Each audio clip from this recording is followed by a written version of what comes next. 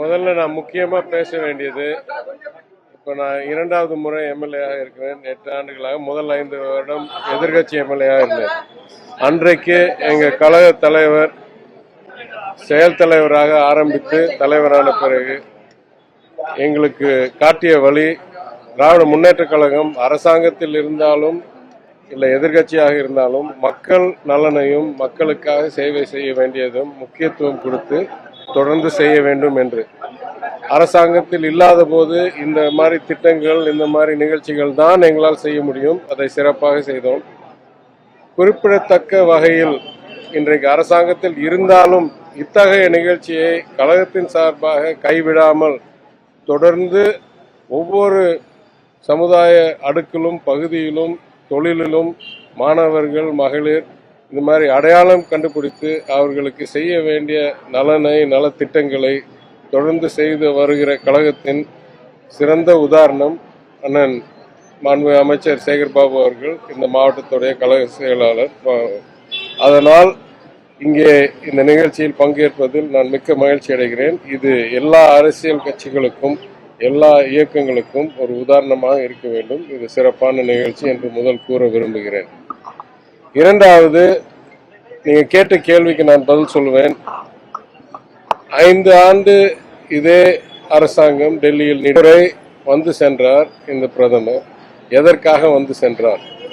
அரசியல் செய்வதற்காக தொடர்ந்து வர்றாரே தவிர, தேர்தல் நெருங்கும் நேரத்தில் பலமுறை வர்றாரே தவிர, உண்மையான மக்கள் நலன் அக்கறை இருந்தவர் புயல் வந்தபோது சென்னை பகுதிக்கோ இல்லை தூத்துக்குடி பகுதிக்கோ வந்து மக்களை சந்திக்கவில்லை.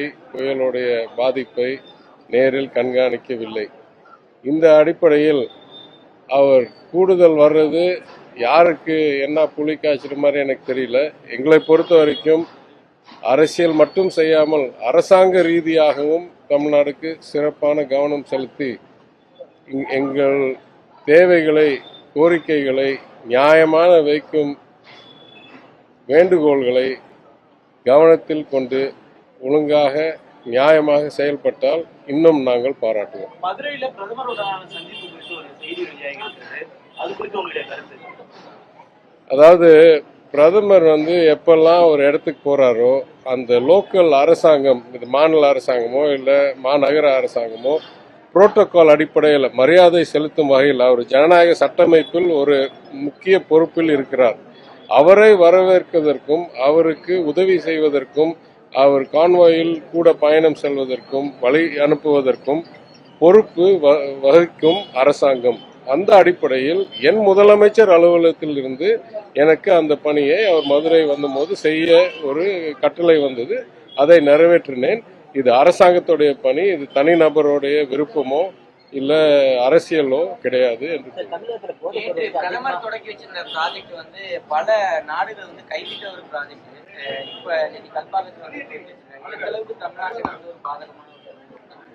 திட்டத்தை பத்தி எனக்கு முழு தகவல் இல்லை, அதனால நான் பத்தி பேசுகிறேன்.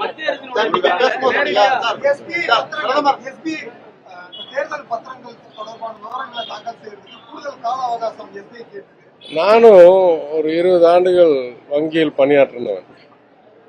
இவ்வளோ கேவலமான ஒரு சப்மிஷன் ஒரு நீதிமன்றத்துக்கு, இவ்வளோ பெரிய ஒரு வங்கி, இதெல்லாம் 2 நிமிடங்களில், அதாவது நீங்க பேசிக் டேட்டா பாலிசி, அதாவது நீங்க ஒரு வங்கி நடத்தணும் என்றால் அடிப்படை நிர்வாக தேவை, ரிசர்வ் பேங்க்ல இருந்து உங்களுக்கு லைசன்ஸ் கிடைக்கணும் என்றால் இருக்க வேண்டிய தொழில்நுட்ப கெப்பாசிட்டி இல்லை என்றால் இதை நீங்க சொல்லலாம் ஒரு 6 மாசம் எடுக்கும், 3 மாசம் எடுக்கும்னு.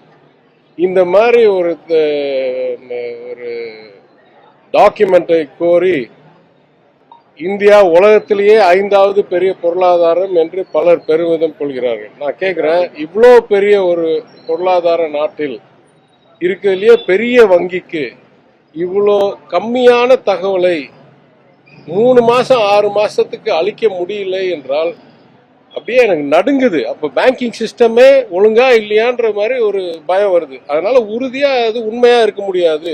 ரொம்ப கேவலமான ஒரு சப்மிஷன் கோர்ட்டுக்கு இதெல்லாம் தூக்கி வீசிட்டு நாளைக்கு காலையில கொண்டாந்து கொடுன்னு சொன்னா கொடுக்குற அளவுக்கு அவங்கள்ட்ட கம்ப்யூட்டர் சிஸ்டம் இருக்கணும். இல்லை என்றால் அவங்க வங்கி தொழில் இருக்கக்கூடாது. அவ்வளவுதான்.